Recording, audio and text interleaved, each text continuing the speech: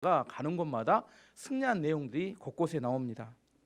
우리가 일반적으로 말할 때 신앙의 본질이 무엇이냐 이렇게 물어보면 일반적으로 대부분 사람들이 네 가지 측면에서 보편적으로 이야기합니다. 신앙의 본질이. 첫 번째는 종교적 측면에서 매주 교회에 와서 예배에 출석하는 것이 신앙이다 이렇게 생각합니다. 많은 사람들이, 대부분의 많은 그리스도인들이 교회에 와서 출석하는 것이 신앙이다 이렇게 본질에서 생각합니다. 두 번째는 윤리적인 측면에서 교회만 다니면 다냐, 바른 삶을 살아야지, 올바른 인격이 있어야지 해서 윤리적인 측면에서 이게 신앙의 본질이다 이야기하는 사람이 있습니다. 세 번째는 현세적인 측면인데, 우리가 삶을 살다 보면 실제적인 문제가 있잖아요. 경제적인 문제, 질병의 문제. 문제를 풀어내고 더 나은 삶을 살도록 추구하는 것, 이것이 신앙이다 이렇게 생각하는 생각이 있습니다. 그래서 여기에 대표적인 책이 긍정의 힘, 적극적인 사고방식, 더 나은 나, 이런 책들을 통해서 현재 우리가 가지고 있는 문제를 해결하는 게 신앙의 본질이다 이렇게 주장하는 사람들이 있습니다. 네 번째는 영적인 측면에서 우리가 살아계신 하나님을 만나고 성령을 체험해서 내 속사람이 강해지는 것이 이게 신앙의 본질이다. 네 가지를 이야기합니다. 어느 게 맞을까요? 대답 한번 봐봅니다. 네 번째라고 이야기할 소지가 많은데 대답 한번 봐봅니다. 네 가지가 다 포함되어 있어야 하는 겁니다. 영적인 측면이 가장 근본적이죠. 하나님을 만나서 우리가 영적으로 구원받고 거듭나야 합니다. 하지만 매주 교회를 출석해야 우리 신앙이 성장합니다. 출석 안 하고 나는 영적으로 구원받았으니까 이제 됐어, 그러면 병든 겁니다. 그것만 옳다고 할 수 없습니다. 매주 교회를 출석합니다. 출석해서 말씀을 듣는 것만 되는 게 아니라 이 말씀을 듣고 이제 그 다음에 어떻게 해야 돼요? 올바른 삶과 인격이 되어져야지만이 이 복음이 또 우리 삶에서 역사하게 됩니다. 여기까지만 가면 안 돼요. 마지막 현세적인 축복, 그 말씀의 능력을 통하여 우리가 하나님의 축복을 우리 삶에 받고 우리 삶이 바뀌고 성장하며 변화되어지며 축복을 누리는 삶이 되어 우리 삶의 문제 해결되면서, 아닌가요? 제가 볼 때는 이 네 가지가 다 있어야 온전한 구원이다 이야기할 수 있습니다. 근데 사람들은 자기가 만났던 하나님의 측면에서 그 하나만 딱 붙들고 몸부림을 칩니다. 종교적인 측면, 예배를 드리고 헌금하고 외적인 모습이 중요하다 이렇게 생각하면 어떻게 돼요? 이게 바리새인적인 종교인이 될 가능성이 매우 높습니다. 나머지를 무시하게 되고. 두 번째로 윤리적인 측면, 바른 삶을 살아야지, 올바른 인격을 가져야지 이렇게 이야기할 수 있어요. 이것만 강조하다 보면 진보주의적인 인본주의자가 될 가능성이 높습니다.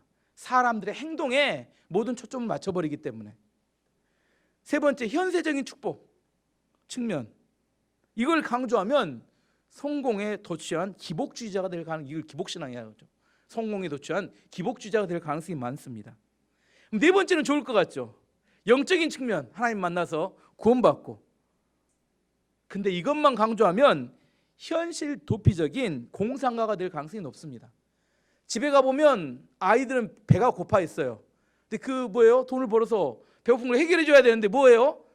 기도원 가서 기도만 하고 있습니다. 이렇게 될 수 있습니다. 이 네 가지 측면이 전체가 균형이 잡혀야 총괄적인 구원이 우리 안에 임하게 됩니다. 오늘 본문을 이 네 가지 중에 어떤 축복을 이야기했을까요? 어떤 측면, 오늘 본문은 현세적인 측면의 구원에 대해서 지금 그 다윗을 통해서 보여주는 겁니다.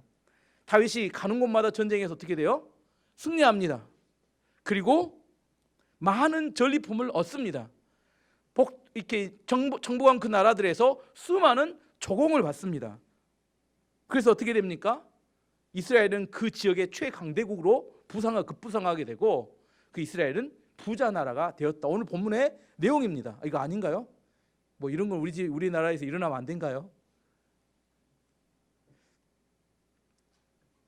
이런 현세적인 축복이 있기 전까지 다윗은 15년 동안 사울왕에게 죽을 고생하며 쫓겨다니면서, 그때 광야에서 다윗이 주로 뭐 합니까? 시편을 기록합니다. 말씀 읽고 찬양하고 기도하고 뭐 하는 거예요? 하나님을 만나는 시간, 영적인 측면에 그의 삶의 축복이 그에게 임하는 시간입니다. 그래서 그가 왕이 된 다음에 뭘 옮겨요? 언약궤를 예루살렘에 옮기고 성전을 짓기 원했습니다. 이게 뭐예요? 종교적인 측면에서 예배를 중요하게 생각하는 그의 삶의 모습이 드러나는 겁니다.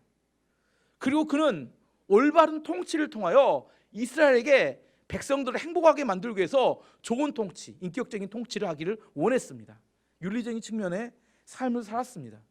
그리고 나서 하나님이 부어주는 현세적인 축복도 그는 함께 하나님이 부어줬다는 겁니다. 구원의 시기마다 하나님께서 그 구원에 임하는 방법과 측면 신앙이 달라질 수 있습니다. 자, 이게 시기를 못 잘못 이해하면 큰 문제가 생깁니다.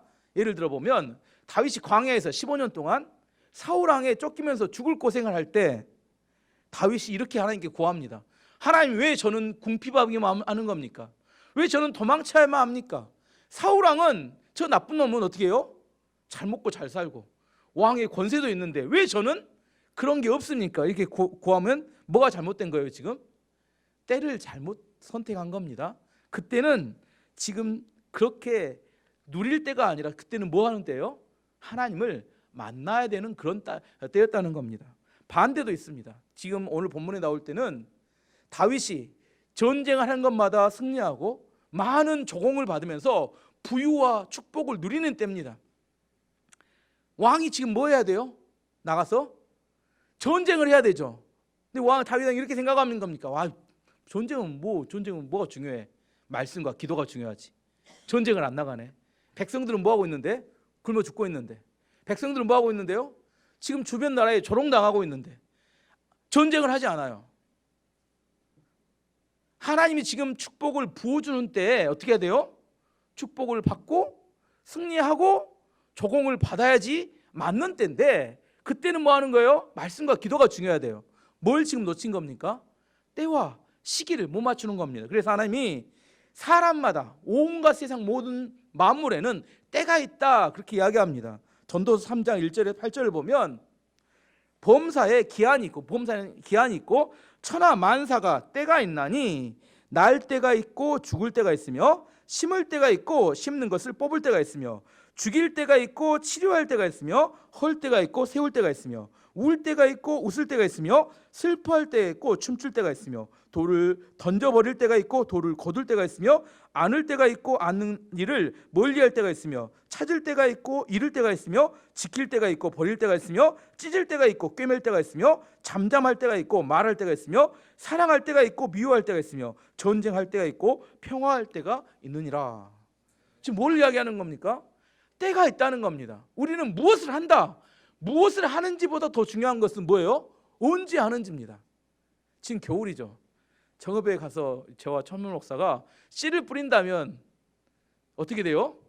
열매를 맺을까요? 가을이 되면? 못 맺습니다. 왜 못 맺어요? 가서 얼어 다 죽어버리니까. 지금은 씨를 뿌릴 때가 아닙니다. 씨 뿌리려면 감자씨는 3월에 심어야 합니다. 3월이 될 때까지 기다려야 돼요. 때를 구분하지 못하면 절대로 좋은 열매를 맺지 못합니다. 뭘 하느냐보다 더 중요한 것은 언제 하느냐가 훨씬 더 중요하다는 겁니다. 때를 맞춰야 많은 열매를 맺을 수 있습니다. 우리 인생 모든 상황에는 때가 있다니까요. 광야의 때가 있는 반면에 전쟁해야 될 때가 있는 것을 알아야 합니다. 또 다른 측면에서 설명해 보면 우리가 신앙생활 하다가 이런 딜레마에 빠질 때가 있습니다. 기독교 신앙이 과연 나의 실생활에 실제적인 도움이 될까 안 될까? 믿음은 생활을 하는데 믿음 생활이 나의 실생활에 도움이, 예를 들어봐야 알겠죠? 직장 생활을 하는데 엄청나게 나를 괴롭히는 직장 상사가 있습니다. 그래서 우리는 간절히 기도하면 하나님, 저놈 좀 어떻게 처리 좀 해주십시오. 때려 눕히시든지 없애버리시든지. 우리 가족 중에 죽어가는 병에 걸린 사람이 있으면 그래서 간절히 결사적으로 기도합니다. 하나님, 질병을 치유해 주셨으면 좋겠습니다. 가정의 사업이 어려워지고 가정 경제가 위기에 빠지니까 간절히 기도합니다. 어서 돈벼락이 떨어져서 이 문제가 해결됐으면 좋겠다. 그런데 현실은 우리 기대와 정반대로 가는 경우가 많다는 겁니다. 그 나를 괴롭던 직장 상사를 때려 눕혀달라고 기도했는데 하나님 뭐라고 해요? 고통을 좀 더 견뎌봐라, 이렇게 응답이 와요. 우리 가족 중에 병든 사람이 있는데 치료해 주시지 않고 상당 기간 질병의 고통 가운데 그대로 내버려 두십니다.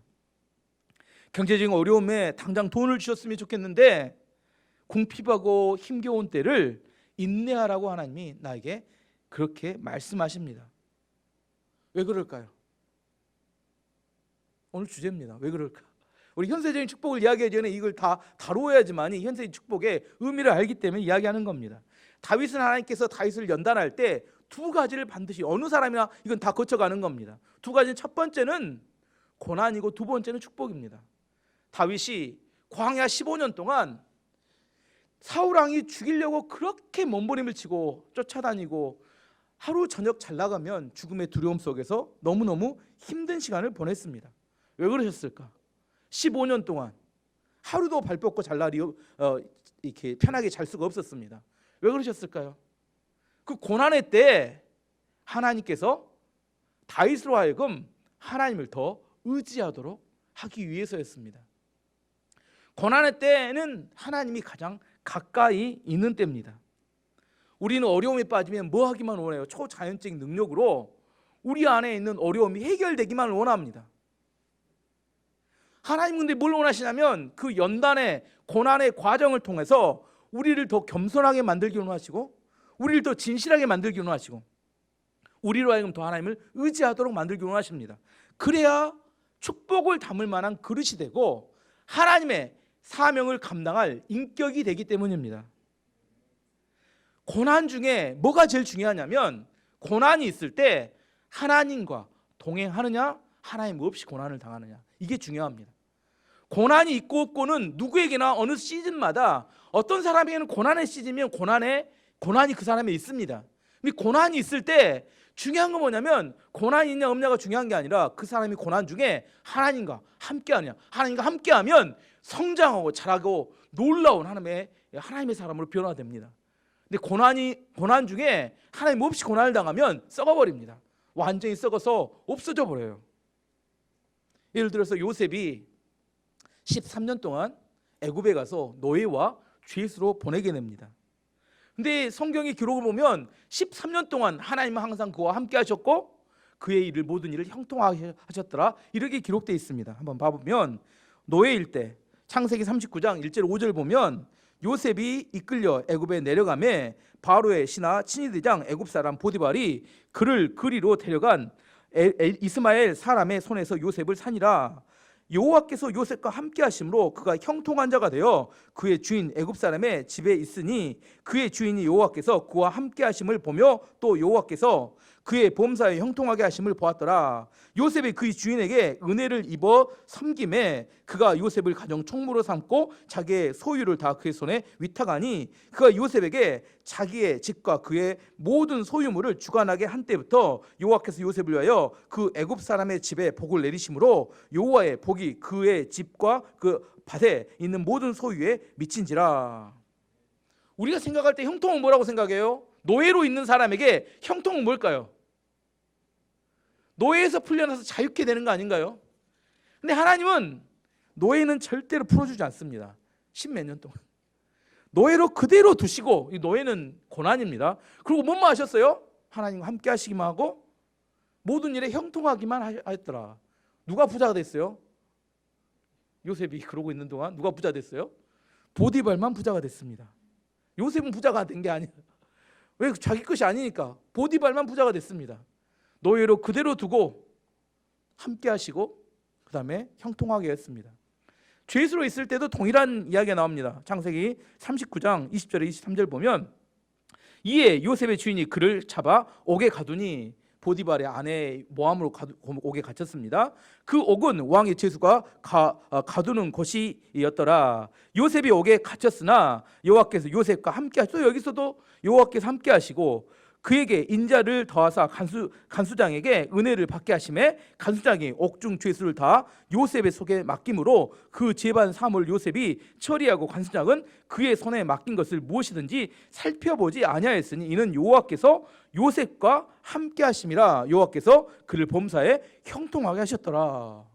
감옥에 있을 때 동일했습니다. 그 애는 하나님과 함께 했고 뭐예요? 모든 일에 형통했어요. 근데 뭐는 안 됐어요? 자유인으로 풀려나야 이게 요셉한테 형통한데 풀려나진 않고 하나님이 함께 하시고 그는 형통한 일이 있었어요. 그래서 누구만 좋아졌어요? 간수장만 복 받았어요. 간수장만 복 받고 요셉은 그냥 거기서 하나님과 함께하고 그냥 하나님 형통하게 하셨어요. 왜 하나님이 이렇게 하신 걸까요? 하나님 함께 하셨고 형통했는데 여전히 노예고 여전히 죄수였습니다. 다른 사람은 지 마음대로 살아도 잘만 살더만 나는 믿음으로 사는데 이게 해결이 안 되네. 하나님께서는 요셉에게 특별한 뜻을 두시고 하기를 원하셨던 게 있습니다. 첫 번째는 고난 중에는 오직 하나님만 의지하도록 훈련하는 시간입니다. 두 번째, 고난 중에 하나님께서는 그 요셉을 애굽의 총리를 맡았을 때 충분히 능력을 기르는 시간이 되었습니다. 보디발의 가정 총무로 있을 때 그는 그의 휘하에 하인들이 100명도 넘었을 겁니다. 그 큰 부자였고 권력자였기 때문에 100명 이상을 이렇게 리더하면서 그 가정을 다스리는 게 애굽 총리로서의 모든 일을 정사를 보는데 능력을 갖추게 된 겁니다. 그리고 감옥에 갇혔을 때 왕의 제수들이 모인 곳에서 함께 있으면서 모든 애굽의 정치판에 돌아가는 상황과 누가 정치 권력자고 정치 흐름을 다 그들을 통해서 감옥에 있으며 듣고 배우게 되었습니다. 그는 고난 중에 뭐가 길러져요? 애굽의 총리로 영향력을 행사할 수 있는 그런 능력자로 변화되었습니다. 마지막 세 번째는 그는 그 고난을 통과함을 통하여 바로 왕을 바로 만날 수 있는 하나님의 그런 기회를 주시기 위해서 그 고난을 다 통과하게 하셨다는 겁니다. 우리는 이해가 안 되죠. 하나님 함께 하시고 형통했는데 죄수와 노예의 신분에서 벗어나지 못한다는 겁니다. 고난을 당할 때 중요한 것은 뭐예요? 고난이 있느냐 없느냐보다 하나님과 함께하는 고난이냐 하나님 없이 하는 고난이냐. 고난 중에는 하나님이 가장 친밀하게 가까이 계시는 시간입니다. 유명한 그 시 있죠. 모래 위의 발자국. 어떤 사람이 꿈을 꿨답니다. 꿈을 꿨는데 자기 인생이 쭉 펼쳐지더래요. 이 모래 위에 보니까 발자국 2개가 지나가더라 합니다. 한 발자국은 내 발자국이고 한 발자국은 예수님의 발자국이었습니다. 쭉 가다 보니까. 근데 어느 순간 봤더니 발자국이 하나로 바뀌었어요. 하나가 사라졌습니다. 근데 봤더니 그때가 가장 힘들고 어려웠었습니다. 하나님께 서운했습니다. 예수님께. 정말로 나와 항상 함께 해준다고 했는데 정말 힘들고 어려울 때는 예수님 어디 가셨습니까? 물어봤더니 예수님이 뭐라 했어요? 그때는 내가 너를 업고 걸어가고 있었단다. 고난의 때는 가장 가까이에 예수님이 계시는 때입니다. 예수님이 함께 있으면 그때는 성장과 성숙의 타이밍입니다. 두 번째 연단은 뭐냐면 다윗의 연단은 이제 오늘 본문에 나오는 엄청난 축복을 부어주는 때, 대적들을 다 이기고 승승장구하며 명예와 명성이 끝까지 올라가는 때. 오늘 본문에 보면 누구를 첫 번째 이깁니까? 1절에 보면 그 후에 다윗은 블레셋 사람들을 물리쳤습니다. 다윗은 블레셋 사람의 소유로 있던 가드와 그 주변 마을 사람들을 빼앗았습니다. 이렇게 나옵니다. 첫 번째 그가 물리쳤던 건 블레셋입니다. 블레셋은 뭐라고 하냐면 지도 내가 오늘 라이트를 안 갖고 와버려요. 예, 이전에 안 보이시죠?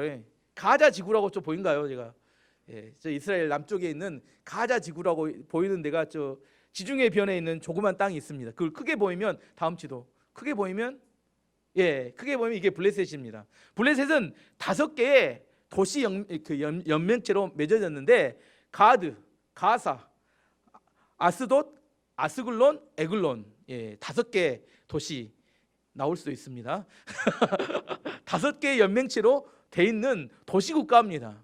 원래 블레셋은 해양 민족입니다. 원래 크레타 섬이나 그 주변에 있는 지중해 섬에 살던 사람들이 원래 굉장히 해양 세력이 강했는데 이들이 어디를 치러 왔냐면 애굽 땅을 정복하러 왔는데 애굽을 찾아가 봤더니 너무 강해요. 그래서 애굽을 못 들어가고 어디로 왔어요?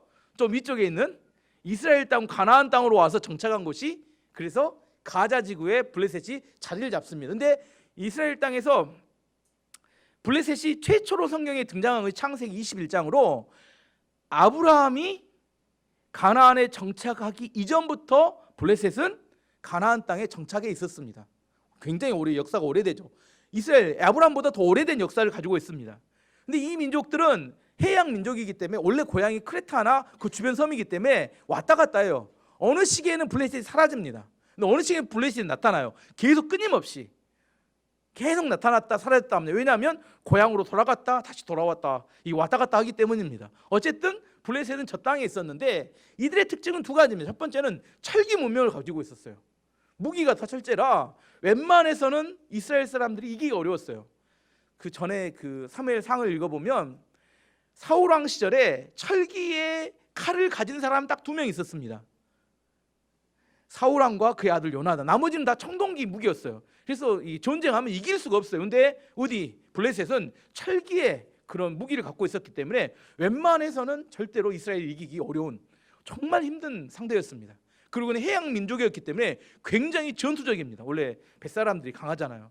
굉장히 전투적이었습니다.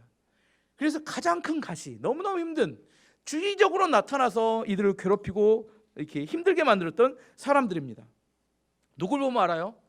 사울 왕이 통치했던 40년 동안 끊임없이 블레셋과 전쟁하죠. 골리앗도 그때 나오고 마지막에 사울 왕이 누구와 전쟁하다 죽어요? 블레셋과 전쟁에서 전사하게 되죠. 어쨌든 너무너무 힘든 대상이었는데 드디어 하나님께서 다윗 시대에 이들을 물리쳐서 다 이렇게 뽑아내버렸습니다. 다윗과 솔로몬 시절에 블레셋은 이게 그 예속돼 버려가지고 이스라엘 땅에 예속돼서 조공을 바치는 나라로 변해버립니다. 누구 때? 다윗과. 그 후에는 또 다시 또 힘이 세져요. 왜냐하면 왕들이 타락하니까. 하지만 다윗과 솔로몬 시절에는 그 블레셋이 이스라엘에 조공을 바친 나라가 되었습니다. 하나 살펴보면 우리가 하나님의 말씀을 붙들고 믿음으로 살려고 할 때 끊임없이 우리의 가시처럼 우리를 힘들게 만든 어려운 문제들이 있습니다. 그럴 때 그 문제를 하나님이 해결해 주시면 좋잖아요. 가시를 뽑아주시면 좋은데 하나님이 그럴 때마다 뭘 주시냐면 말씀만 주십니다. 뭘 준다고요? 말씀만 주십니다. 그 말씀을 들으면 어떻게 돼요? 말씀 듣고 은혜 받고 울기도 하고 위로가 되기도 하고 아파서 이렇게 그 말씀을 붙들고 어쨌든 말씀만 주십니다. 말씀을 붙들면 마음이 막 뜨거워져서 신앙의 활기를 찾습니다. 문제는 해결 안 되고 가시는 여전히 있는데 그것을 부흥이라고 합니다. 이게 부흥입니다. 이 부흥이 계속 되다 보면 어느 순간 그렇게 아팠던 가시가 뽑아져 버립니다. 나도 몰라요. 언제 뽑힌지 몰라요. 그게 뽑히는 때가 옵니다. 근데 그게 어떤 사인이냐면 이제 하나님께서 오늘 본문에 나온 것처럼 적극적으로 하늘의 문을 열고 엄청난 축복을 부어주는 첫 번째 사인일 때가 많다는 겁니다. 우리 인생 가운데 항상 고난과 어려움이 있는 게 아닙니다. 고난과 어려움의 시기에 하나님이 우리 가운데 하나님의 말씀을 붙들고 충분히 연단받고 훈련받게 된 다음에 어느 시점이 되면 하나님 우리 가운데 가시를 뽑아주시는데 가시를 뽑아지는 그 상황이 이제 하나님의 엄청난 축복의 시작점일 가능성이 매우 높습니다. 다윗처럼 모든 대적을 다 물리쳐 주시고 계획하고 하는 것마다 손을 대는 것마다 다 성공하고 일이 잘 되게 되고 물질적인 축복까지 부어주시는 그때입니다. 오늘 보면 2절에는 누구를 물리치냐면 2절에 보면 그는 또 모압을 물리쳤습니다. 모압 백성은 다윗의 종이 되어서 그가 요구하는 대로 조공을 바쳤습니다. 3절은 소바왕 하다데스를 이야기하는데 이 소바왕 하다데스는 굉장히 강력한 나라였습니다. 그 당시에 하다데스이 자기 나라를 넓히려고 유라데스 강까지 나아가려 하자 다윗이 그와 싸워 그의 군대를 하마까지 추천했습니다. 지도 보겠습니다. 소바는 안 봐봤으니까 또 이렇게 지도 안 보이시죠? 저 뒤에 보면 소바, 아람 소바라고 써진 데 있죠. 그 유브라데스 강 거기까지 진출했고 위에 있는 하맛과 전쟁에서 그 지역을 다 점령하려고 몸부림을 치고 있었습니다. 그쪽 지역에서는 대장이었습니다. 소바 왕 하다데셀이. 근데 다윗이 쳐서 바로 복속을 시켜버렸어요. 그러고 있으니까 그 아래에 있는 아람 있잖아요. 아람이 위에 있는 하맛 왕 하다데셀을 이렇게 도와주러 왔다가 소바 왕 하다데셀을 도와주러 왔다가 아람까지 다 점령을 해버렸습니다. 그래서 이 다음 지도를 보면 다윗 왕 시절의 지도 이렇게 나라의 영토를 보여주죠. 그다음에 또 위쪽에 있는 녹색은 솔로몬 시대의 더 확장한 나라를 이야기합니다. 뭐 지도는 다음에 보시고 어쨌든 다윗이 전쟁하는 나라마다 그다음에는 아람을 물리쳤고 그다음에 12절 보면 12절 13절 보면 그다음에는 스루의 아들 아비새가 서군 골짜기에서 에돔 사람 18,000명을 죽였습니다. 다윗은 에돔 땅에 군대를 두어 머물게 했습니다. 모든 에돔 사람이 다윗의 종이 되었습니다. 에돔은 굉장히 그 돌로 이렇게 페트라 가보면 아시는데 요르단 쪽에 가보면 돌로 천혜의 요새에 있기 때문에 웬만해서는 점령하기 어려운 땅이었는데 다윗은 단번에 그의 부하 장수였던 아비새가 나와서 다 점령해버리고 말았습니다. 오늘 보면 암몬, 모압, 에돔, 뭐 아람, 그의 뭐 소바 거기까지 전부 다 다윗이 점령하고 그곳을 모두 다 점령하고 그곳으로부터 다 뭘 받아요? 조공을 받는 그런 나라가 되어버렸습니다. 원래 그런 나라 아니었는데 다윗이 전쟁하는 것마다 다 승리하고 계획하는 것마다 다 이기게 되었더라. 그것도 그냥 이기는 게 아니라 압도적으로 한번 전쟁하면 바로 다 복속을 시키니까 주변 나라들이 이런 다윗의 이스라엘을 어떻게 생각할까요? 두려움에 떨었습니다. 그래서 오늘 본문에 어떤 왕이 나오냐면 그 위쪽에는 하맛의 왕 도우가 다윗을 찾아와요. 왜 찾아왔을까요? 그 명성을 듣고 조공을 받죠. 조공이 아니라 선물하러 찾아옵니다. 9절부터 10절을 보면 하맛 왕 도우가 다윗이 소바 왕 하다데셀의 모든 군대를 물리쳤다는 이야기를 들었습니다. 그래서 도우는 자기 아들 하도람을 보내어 다윗 왕을 축하해 주도록 했습니다. 하도람은 다윗이 하다데셀을 물리친 것을 축하해 주었습니다. 하다데셀은 전에 도우와 맞서 싸운 일이 있습니다. 하도람은 은과 금과 노쇠로 만든 물건을 가져왔습니다. 다윗의 명성이 이제 점점점 명성이 올라가자 주변 나라들 어떻게 해요? 알아서 찾아와서 이제 조공을 바치고 선물을 갖고 오고 그런 상황까지 되었다는 겁니다. 누가 해요? 하나님이 하시니까. 우리가 하려고 하면 너무너무 힘든데 하나님이 하시니까. 이게 세상입니다. 세상은 이전까지만 해도 쌩까고 모른 척 하다가 막 힘이 세지고 점점 이렇게 부강해지니까 뭐예요? 선물 들고 와서 친하게 지내자. 왜? 올라서 또 전쟁에서 점령해버리면 너무 힘드니까 친하게 지내자 합니다. 하지만 뭐예요? 이런 사람들은 또 상황 바뀌면 바로 얼굴색 바뀌어버립니다. 그래서 하나님이 항상 이야기하죠. 사람 의지하지 마라. 하나님을 의지해야 되는데 사람 의지하게 됩니다. 하지만 하나님께서 지금 어떤 축복, 지금 4가지 구원에 대한 이야기를 했을 때 현세적 축복을 물 붓듯이 부어주고 있는 이야기를 하고 있습니다. 근데 이게 뭐라고 했습니까? 제가 연단이고 시험이었다 그렇게 이야기하죠. 사람은 2가지 시험을 하나님께서 치르게 하신다니. 첫 번째 고난이라는 어려움, 고난의 때 하나님과 함께 하느냐 없느냐. 2번째는 뭐예요? 엄청난 축복. 엄청난 축복을 부어줬을 때 그 사람이 어떻게 반응하냐. 오늘 엄청난 축복을 부어줬는데 다윗이 어떻게 반응하는지를 보여주는 한 구절이 나옵니다. 그게 뭐냐면 4절에 나옵니다. 4절 3절 4절 보면 소바왕 4절 보면 다윗은 하다데셀의 전차 1000대와 기마병 7000명과 보병 2만 명을 사로잡았습니다. 그는 전차를 끌던 말 100마리만을 남겨두고 나머지 말들은 다리를 못 쓰게 만들었습니다. 이렇게 기록하고 있습니다. 하다데셀과의 전쟁에 승리하고 얼마나 많은 전리품을 얻었냐면 일단은 첫 번째 전차, 그다음에 지금은 탱크 같은 전차 1000대를 얻었습니다. 그때 당시 이렇게 전차는 무엇이 끌었을까요? 말이 끌었겠죠. 말. 그리고 기마병이 7000명. 기마병은 뭘 탄 사람이에요? 말을 탄 사람은 기마병이라고 하죠. 그다음에 보병 2만 명. 그러면 지금 말이 한 몇 마리, 제가 여기 추산해봤는데 이 기마병이 전차에 타고 있는 기마병인지는 모르겠어요. 하지만 전차는 최소한 말을 2마리씩은 하나에 해니까 한 2,000마리 말. 그리고 기마병이 한 사람당 말 한 마리씩 끈다면 7,000마리 말. 뭐 최소한 여기 기사는 보면 9,000마리의 말 정도가 있겠죠. 근데 그 중에 몇 마리만 남기고 싹 다리를 못 쓰게 끊어버렸다고요? 100마리만 놔두고 마지막 8,900마리를 다 심줄을 끊어버렸습니다. 왜 그랬을까요? 그래서 내가 오늘 궁금했습니다. 말이 한 마리에 얼마나 될까? 가격이 얼마나 될까? 보통은 아주 평범한 말이 몇 천만 원이라고 합니다. 근데 최근에 있었던 이재용 삼성그룹 부회장께서 정유라에게 선물했던 말 이름이 비타나 V라는 명마인데 한 마리가 17억이라고 합니다. 그래서 3마리를 선물했는 뇌물을 했겠죠. 선물이 아니라 50억 정도 된다고 합니다. 이 당시에 말은 전투용 말이었기 때문에 굉장히 값비싼, 훨씬 더 훈련이 잘 된 말이기 때문에 최소한 1억 이상 나간다고 지금으로 계산하면 그러겠죠. 근데 거의 9,000마리 가까운 100마리 빼고 다 말을 끊어버렸습니다. 다리를 끊어버렸습니다. 이게 사실 쉬웠을까요? 근데 왜 그랬을까? 왜 다윗은 말의 힘줄을 다 끊어버렸을까?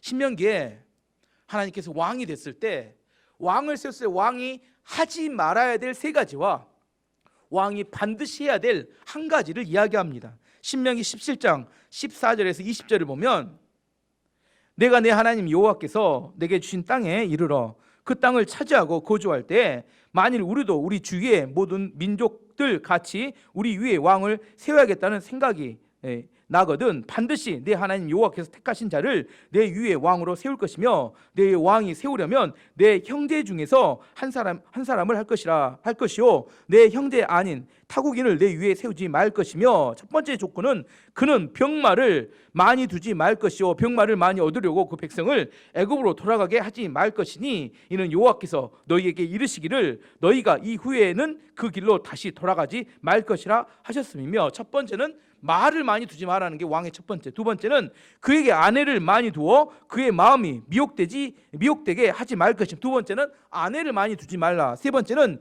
자기를 위하여 은금을 많이 쌓지 말 것이니라. 세 번째는 은금을 많이 쌓지 말라. 세 번째 명령입니다. 반드시 해야 될 것 한 가지는 뭐냐면, 그가 왕위에 오르거든 이 율법서의 등사본을 레위 사람 제사장 앞에서 책에 기록하여 평생 자기 옆에 두고 읽어 그의 하나님 여호와 경외하기를 배우며 이 율법의 모든 말과 이 규례를 지켜 행할 것이요 그리하면 그의 마음이 그의 형제 위에 교만하지 아니하고 이 명령에서 떠나 좌우로나 우우로나 치우치지 아니하리니 이스라엘 중에서 그와 그의 자손이 왕위에 있는 날이 장구하리라. 마지막 축복은 뭐냐면, 이렇게 세 가지를 하지 않고 한 가지 하나님의 말씀을 붙들고 그 말씀을 지키기 위해 읽고 지키도록 살면 너와 너의 후손들이 대대 손손이 이 왕위를 지키게 될 것이다, 이렇게 약속하셨다는 겁니다. 다윗은 이 말씀을 알고 있었던 것 같아요.